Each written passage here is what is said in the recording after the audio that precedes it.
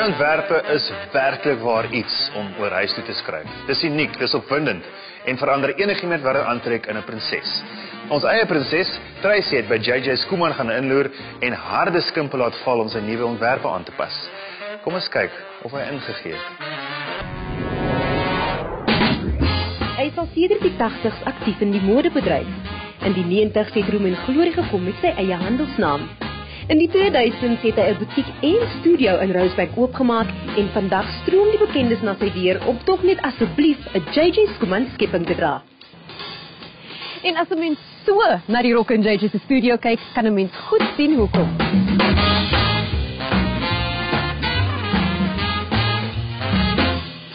JJ, sê my, waar het jy groot geword? Ek was gebore in op Standerton, by Hoofveld, St. Anderton aan de Waal.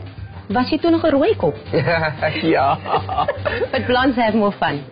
Kyk, ek moet eerlik wees. Dit pas my baie goed dat jy vir vrouens ontwerp, maar waarom vrouens? Die snaaks so goed gemaak het, ek self aangetrek het, baie trots gevoel. En dan natuurlik die vroulike geslag daar van my. Sê, "O, dis mooi. Waar kry jy dit?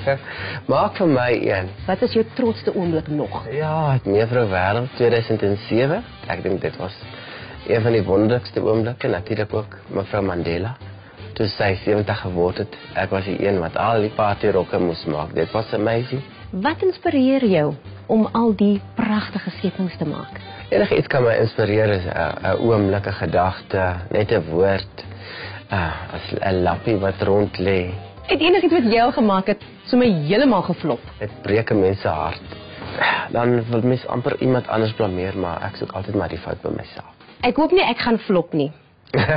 Maar ek hoor nou al heeltyd my naam ergens. Ja. Ek dink as jy rokke wat my roep. Kan ek miskien een of twee aanpas? Jy moet maar.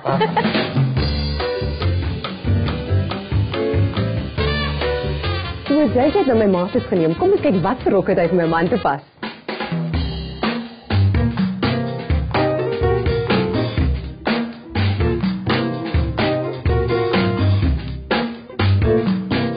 Een van ons heel nuutste klere is koraal. Soos 'n amper roos, so amper pink. Dit is net 'n klein bietjie te koud vir my vir die winter om net 'n sterk te pas. Wat anders kan ek hierby sit? So vrou se droom. Dit is nog 'n baie lekker pop. So wat volgende? Okay. Nou waarin sal 'n mens 'n dias dra? Want dit is absoluut pragtig. Tracy, dis nou een van daai klassieke jasse. Hy kan of 'n rok wees of hy kan 'n bo-oorjas wees soos wat jy hom nou het. Kan 'n mens bietjie meer casual maak? Hierdie lyk baie oulik met 'n jean en met 'n boot en 'n groot handsak net vir so 'n uitstapie, definitief. En mense hoef hom ook nie toe te dra nie. Weet toe is formeel en as hy oop is, is hy baie meer informeel.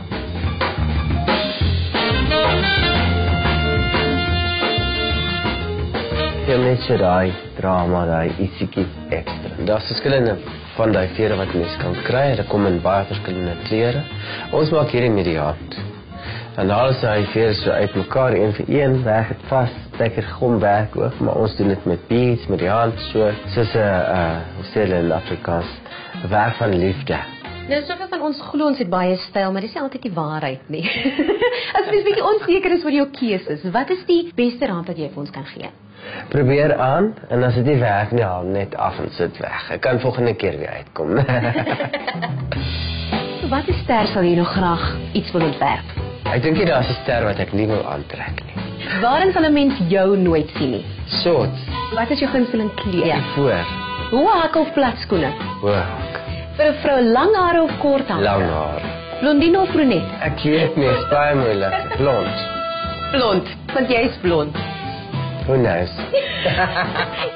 Pragtige klere, styl om van te droom en JJ Schoeman net vir myself 'n hele dag lank. Ja nee, dit is 'n son om die beroep van my 'n werk te noem.